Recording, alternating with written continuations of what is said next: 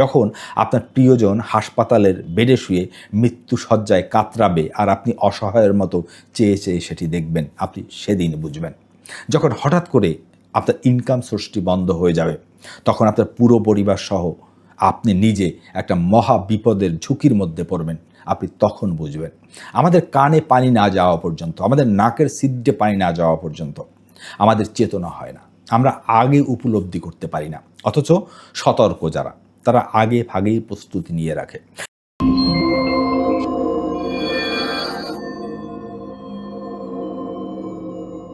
সব টাকা খরচ করে ফেলবেন না, হাতে অবশ্যই কিছু টাকা রাখবেন।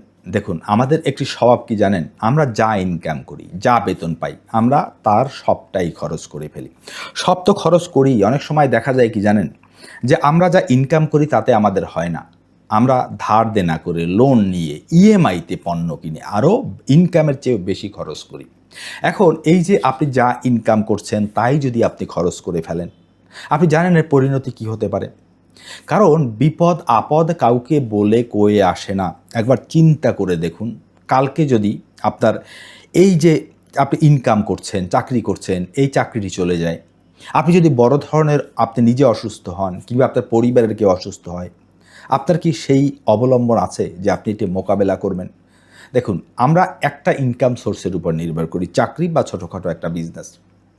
আমরা কী অবস্থায় আছি জানেন? আমরা one step away from poverty, অর্থাৎ আমরা দারিদ্রতা থেকে মাত্র এক কদম দূরে দাঁড়িয়ে রয়েছি। কোনো মতে একটা ঝড় ঝাপটায় আসলে, কোনো মতে একটা মোটামুটি ধরনের অসুস্থতা নেমে আসলে আপনার নিজের বা পরিবারের যে কারো, অথবা আপনার ইনকাম সোর্সটি বন্ধ হয়ে গেলে আপনি রাতারাতি গরিব হয়ে যাবেন। এই জন্য আমার পরামর্শ হলো, যারা চাকরি করেন বা ছোটোখাটো বিজনেস করে ইনকাম করেন, দয়া করে সব টাকা খরচ করে ফেলবেন না। আপনার ইনকামের অন্তত 20% টাকা প্রতি মাসে জমাবার চেষ্টা করুন। আর এই বিষয় সহ আরও অনেকগুলো গুরুত্বপূর্ণ বিষয়ে বিস্তারিত আলোচনা করা হয়েছে আমার লেখা বই অল্প ইনকামে ধনী হওয়ার উপায়।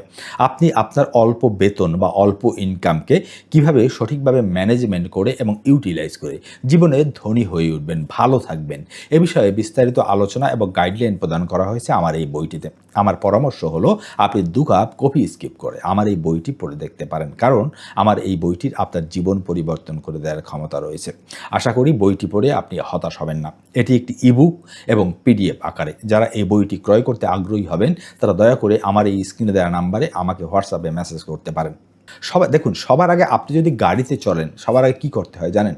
কিংবা আপনি বিমানে যখন টেক অফ করেন, তখন কি করতে হয়? সিট বেল্ট বাঁধতে হয়। এই সিট বেল্টটা আমরা কেন বাঁধি? অ্যাক্সিডেন্ট করবে সেজন্য? না, করতে পারে, দুর্ঘটনা ঘটতে পারে, যদি ঘটে সেজন্য আমাকে ডি-রিস্কিং করি, ঝুঁকিমুক্ত করি। এটা হলো গিয়ে আমাদের যে সিট বেল্ট বাঁধার কারণ। ঠিক একইভাবে আপনার জীবনকে সবার আগে ঝুঁকিমুক্ত করতে হবে। হয়তো হবে না কিছু, কিন্তু অনেকের জীবনেই তো দুর্ঘটনা নেমে আসে। এই প্রস্তুতির জন্য আমাদের একটা এমার্জেন্সি ফান্ড প্রত্যেকের রাখা দরকার। আমি অনেকগুলো ভিডিওতে এই বিষয়ে কথা বলেছি, এমার্জেন্সি ফান্ডের বিষয়ে। কিন্তু কি হলো জানেন? আমরা এটাকে কোনো গুরুত্ব দেই না। আমরা সেই দিন গুরুত্ব দেই যেদিন আমরা দুর্ঘটনায় পতিত হই। তখন আমাদের বুক চাপড়িয়ে কাঁদা ছাড়া, আহাজারি করা ছাড়া আর কিছুই থাকে না। সুতরাং এই পরিস্থিতিতে যদি আপনি আপনার পরিবারকে না ফেলতে চান, যদি চান আপনি ভালো থাকেন, পরিবারকে রিস্ক ফ্রি রাখতে চান, তাহলে দয়া করে একটা এমার্জেন্সি ফান্ড তৈরি করুন। কিভাবে তৈরি করবেন? আপনার ইনকামের 20% টাকা প্রতি মাসে সরিয়ে ফেলে এটি দিয়ে সবার আগে একটি এমার্জেন্সি ফান্ড বা জরুরি তহবিল গঠন করবেন। এই জরুরি তহবিলে আপনি কত টাকা রাখবেন? ন্যূনতম আপনার 1 মাসে যে সংসার খরচ হয়, তার 6 মাসের সংসার খরচের সমান টাকা। অর্থাৎ আপনার প্রতি মাসে যদি 20,000 টাকা সংসার খরচ হয়, আপনাকে 6 মাসের সমান টাকা, অর্থাৎ 1,20,000 টাকার একটি এমার্জেন্সি ফান্ড তৈরি করতে হবে। এই এমার্জেন্সি ফান্ড আপনাকে 3টি কাজ করবে আপনার হয়ে। প্রথমত কি করবে? এটি আপনাকে ঝুঁকিমুক্ত করবে। অর্থাৎ আপনার যে লাইফ রিস্ক আসতে পারে, আপনার ইনকাম বন্ধ হয়ে যেতে পারে, এই যে ঝুঁকি, আপনি অসুস্থ হয়ে পড়তে পারেন, তখন আপনি চোখে অন্ধকার দেখবেন। এই পরিস্থিতিতে যদি আপনার একটি এমার্জেন্সি ফান্ড থাকে, আপনাকে অত বেশি দুশ্চিন্তা করতে হবে না, কারণ আপনার তো অবলম্বন আছে, আপনি সেটি দিয়ে ঝড় ঝাপটা মোকাবেলা করতে পারবেন। এটি হলো 1 নাম্বার উপকারিতা পাবেন। দ্বিতীয় যে উপকারিতা পাবেন সেটা হলো, আপনার হাতে যদি একটা এমার্জেন্সি ফান্ড থাকে, তাহলে এই বিপদ আপদ আসলেও আমরা যখন আমাদের এমার্জেন্সি ফান্ড না থাকে, তখন হঠাৎ করে কেউ অসুস্থ হয়ে পড়লে, কোনো বিপদ আপদ আসলে, কোথাও টাকা লাগলে আমরা কী করি? তখন আমরা দেখি আমাদের যে সঞ্চয় আছে সেই সঞ্চয় ভেঙে ফেলি। আমাদের যে সম্পদ রয়েছে, জমি, আমরা সেটাকে বিক্রি করে দিই।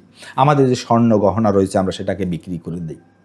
আর এই এমার্জেন্সি ফান্ড থাকলে কি হবে জানেন? এই এমার্জেন্সি ফান্ড থাকলে আপনাকে আপনার এই সঞ্চয়, বিনিয়োগ এবং সম্পদ, এই তিনটিতে হাত দেওয়ার প্রয়োজন পড়বে না। এই তিনটিকে আপনি নিরাপদ রাখতে পারবেন। কিন্তু যদি না থাকে, তাহলে আপনাকে সম্পদ বিক্রি করতে হবে, তাহলে আপনাকে সঞ্চয় যেটা আপনি যে করেছেন সেটাকে ভাঙতে হবে, তাহলে আপনি বিনিয়োগ যেটা করেছেন সেটাকে নষ্ট করতে হবে। তাহলে কি হলো? আপনি এত কষ্ট করে সঞ্চয় করলেন, সম্পদ তৈরি করলেন, বিনিয়োগ করলেন, মুহূর্তের মধ্যে এক নিমেষে সব কিছু মাটি হয়ে গেল। সুতরাং 2 নম্বরে এটি আপনাকে এই যে সঞ্চয় সম্পদ খরচ করার হাত থেকে বাঁচাবে। এবং 3 নম্বরে আর একটা বড় উপকার করবে, সেটি হলো আপনাকে লোন মুক্ত রাখবে। দেখুন, চাকরিজীবীদের মধ্যে আমি দেখেছি, কিংবা ছোটোখাটো লোন নেই এমন মানুষ আপনি খুঁজে পাবেন না। সমাজে 90%-এর বেশি মানুষের লোন রয়েছে কোনো না কোনো ফর্মে। ইভেন রিকশাওয়ালাদেরও লোন রয়েছে। লোন ছাড়া মানুষ নেই। দেখেন, লোন মুক্ত জীবন হলো পাখির জীবন, আর লোনযুক্ত জীবন হলো শৃঙ্খলিত বন্দী জীবন। এখন আপনাকে চিন্তা করতে হবে, আপনি পাখির জীবন পছন্দ করবেন না আপনি শৃঙ্খলিত জীবন বেছে নেবেন। এই এমার্জেন্সি ফান্ড থাকলে যেটা হয়, এই যে বললাম, বিপদ আপদ আসলে আমরা কি করি? সম্পদ বিক্রি করি, সঞ্চয় ভেঙে ফেলি, বিনিয়োগ নষ্ট করে ফেলি। কিন্তু যাদের এই সম্পদও নেই, সঞ্চয়ও নেই, বিনিয়োগও নেই, তারা কি করে জানেন? তারা লোন নেয়, ধার নেয়, উচ্চ সুদে তারা সুদে টাকা আনে, কিংবা ব্যাংক থেকে লোন নেয়, কিংবা এনজিও থেকে লোন নেয়। ফলে কি হলো? আপনার একটা সুস্থ স্বাভাবিক জীবন হঠাৎ করে একটা ঝটকায় লোনের জালে জড়িয়ে গেল। আপনি সারা জীবনের জন্য, অন্তত অনেকটা লম্বা সময়ের জন্য আপনি শৃঙ্খলিত হয়ে গেলেন, অর্থাৎ ডেট ট্র্যাপে ফেসে গেলেন। কিন্তু আপনার যদি একটা এমার্জেন্সি ফান্ড থাকে, তাহলে কিন্তু আপনাকে আর ওই লোনের দ্বারস্থ হতে হবে না। তখন আপনি ভেতর থেকেই কিন্তু কনফিডেন্স পাবেন, আত্মবিশ্বাস পাবেন যে না, এটা আমি কাটিয়ে উঠতে পারবো, কারণ আমি সেই প্রস্তুতি আগে ভাগেই নিয়ে রেখেছি। আশা করি আমার মেসেজটি আপনারা বুঝতে পেরেছেন। আমি অনেক ভিডিওতেই কিন্তু এই এমার্জেন্সি ফান্ড নিয়ে কথা বলেছি।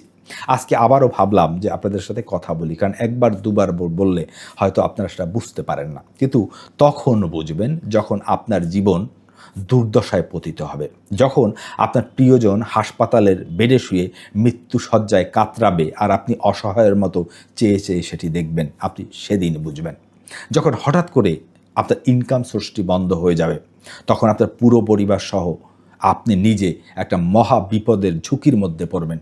আপনি তখন বুঝবেন। আমাদের কানে পানি না যাওয়া পর্যন্ত, আমাদের নাকের ছিদ্রে পানি না যাওয়া পর্যন্ত আমাদের চেতনা হয় না, আমরা আগে উপলব্ধি করতে পারি না। অথচ সতর্ক যারা, তারা আগে ভাগেই প্রস্তুতি নিয়ে রাখে।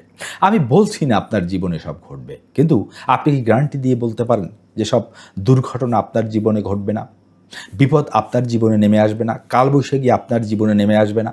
তখন আপনি কি করবেন? এই প্রস্তুতিটা বুদ্ধিমান মানুষের আগে ভাগেই রাখা উচিত। সুতরাং আজকের ভিডিওর মেসেজটি ক্লিয়ার, যে যেখানে যে অবস্থায় যে টাকা ইনকাম করেন না কেন, দয়া করে একটি এমার্জেন্সি ফান্ড অবশ্যই তৈরি করুন। সবার আগে নিজেকে, পরিবারকে ঝুঁকি মুক্ত করুন, তারপর বাকি কথা হবে। আশা করি ভিডিও থেকে আপনারা উপকৃত হয়েছেন, এবং এই ভিডিও সম্পর্কে আপনাদের কোনো মতামত থাকলে দয়া করে কমেন্ট করে জানাবেন, কারণ আপনাদের কমেন্ট, লাইক, শেয়ার আমাকে মোটিভেট করে আরও এ ধরনের ভিডিও আপনাদের জন্য নিয়ে আসার জন্য। দেখা হবে নতুন আরেকটি ভিডিওতে। সে পর্যন্ত ভালো থাকবেন। সকলকে ধন্যবাদ।